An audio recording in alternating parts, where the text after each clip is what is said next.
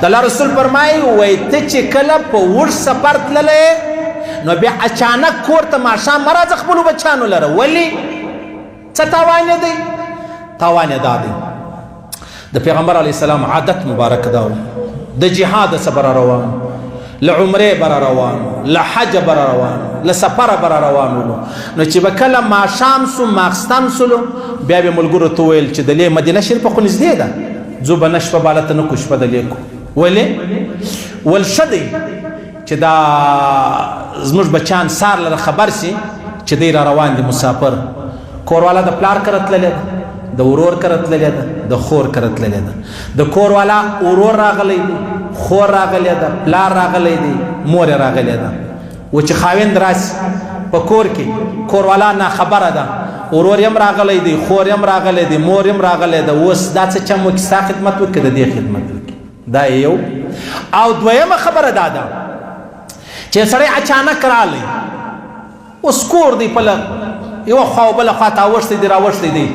اشه نو دا خاوند را روان دی له سفره د لوړ سفره را روان دی، ستړی دی، ستومانه دی. کور خیرن، کور یوه خوا او بله خوا ته، زنانه یوه خوا او بله خوا ته، نه کپړې نه لباس نه هغه ځان سنبالېده. دا ټولې خبرې چې خاوند راشي دونه ستړی ستومانه راغلی یم، دا په څه غم اخته سولمه. محمد رسول الله فرمایلی ځئ مه کور خبر کړئ. اوس خو د موبایل زمانه ده، بالکل ښه خبره ده، ټلیفون راوکړه تازه در روان یم. بیا هغه وقتي طور هغه تیار یې، که ورځو دوو دپاره تللی وي هغه هم پروا نه لري، اچانک را تللی سي. خو په اوږد سفر تللی ولې نو کور ته اچانک مه راځه. ولې ستا کور والا به تیاري نه یې کړې، د کور تیاري به نه یې کړې. یو ځای تللی ده، مېلمانه راغلی دی، پلانی پلانی، نو هغه بیا ستا خدمت څنګه؟ په دې کې 100,000 خبرې پرتې دي. نو یو ورځ پیغمبر علیه السلام مبارک چې رالی نو بیا یې نږدې پړاو وکړئ، کور ته به ځو نه. دوه ملګري وو. عبدالله بن عباس فرمایي شرح السنه والا را نقل کړي دي. دوه کسان و هغه ول موږ ځو کور ته. ولې ځې؟ نو بیا به سهار ولاړ شي، بېغمه به ولاړ شي. ولې؟ یا نو موږ تازه ودونه کړي دي، نو بس چې ولاړ شو سفر مې هم ډېر سوی، دا د هغه ده. صحیح ده، ټیک صحیح خوښوي چې ولاړو. بیا هغه خبرې د خپلو کوروالاو لیدلې وې چې هغه خبرې د کولو نه دي او هغه خبرې د زغملو نه دي، هغه خبرې د برداشتېدو نه دي. ولې؟ وجه دا وه چې کوروالاو ته اطلاع نه وه ورکړې. چې اطلاع یې نه ورکړې بیا هغه صحابه په خپله وایي په موږ خو ډېر لوی فساد الله وکړي. یو خو د محمد رسول الله انډیوالي پرېښوله، بل د پیغمبر علیه السلام خبره ونه منله، بل ولاړې په هغه خبره په هغه اور کې ولګېدې چې هغه خبره تا غوښته نه. عبدالله ابن عباس فرمایي زموږ دوه ملګري ولاړو، هغه دواړه الله په لوی امتحان ازمایش کې چې دی هغه واچول. ولې؟ هغه وجه دا ده د الله رسول فرمایي اذا اطال احدکم الغیبه، یو سړی په اوږد سفر تللی دی نو فلا یترک اهله لیلا، نو دی د خپلو بچیان لره په نیمه شپه نه راځي چې هغه ناخبره دي، هغه په هېڅ شي نه دي خبر. څونه لوی سبق دی او څونه انتیکه خبره ده. پیغمبر علیه السلام مبارک عادت به دا و چې له سفره به راتلی نو مثلا غرمې له به راورسېده، د الله رسول به خوښه دا وه چې د څاښت ټیم لره کور ته راورسېږي، یا د الله رسول خوښه دا وه چې ماجګر کور ته راورسېږي. صحیح سو؟ اوس نو ماښام نه دی، ماخستن نه دی، ماجګر به راورسېدي نو به چیرې ولاړئ، سهار به راورسېدي رالی مسجد لره، مسجد کې به کښېنستې، 2 رکعته لمونځ به وکړئ، بیا به احوال وکړئ، پوښتنې به وکړئ په خیر یا څوک خوږ، څوک ناجوړه، څوک مړ، څوک بیمار، څوک څنګه، بس هغه به وکړو. کور والا به خبر سو، قافله راغلې ده، مسافر راغلی دي، کور والا به ځان ته تیاري وکړله، صفایي به جوړه سوله، کور صفا سو، کمرې صفا سوې، که به نږدې تللې وه د هغه ځای به رالو، که به مېلمانه راغلي وه هغه به سره ولاړو.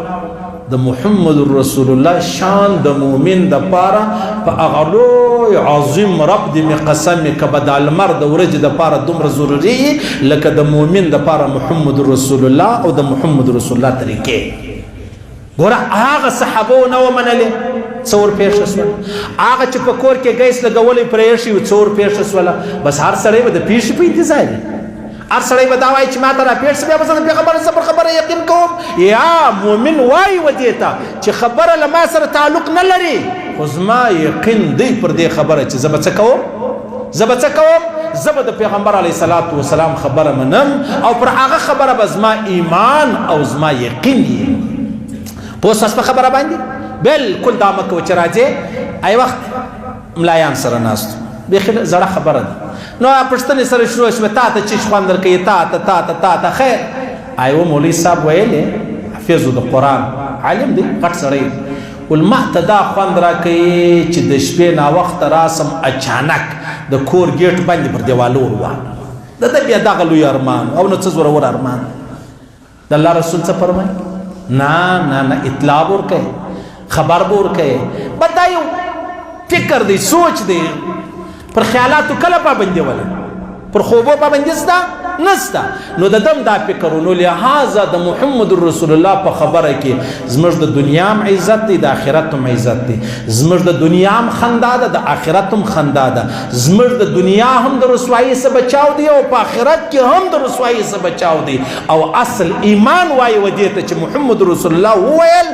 او مش خبره چې دا غور سره ومنله ټول به دغه څه کوو میسج ول راوکا ټلیفون ول راوکا اسنه بیا سره وای اره اوس د میسج زمانہ د ټلیفون زمانہ د اشکا پاکور کې ټلیفون نو بیا که سیګنل نو بیا موبایل کې چارج نو بیا ته ما میسج ور کړی دی بس هغه موبایل بند نو خبره دا نه ده چې زما او ستا یقین به د دنیا پر اسباب وي زما او ستا یقین به د محمد رسول الله صلی الله علیه و آله وسلم عدد خلقی وزنة عرشی ورضا نفسی ومداد کلماتی دومره وارد درود و سلام پر پیغمبر علیه السلام زموږ ایمان پر دا خبرو باندې دی د هر مؤمن دپاره دا خبره ختمه شوله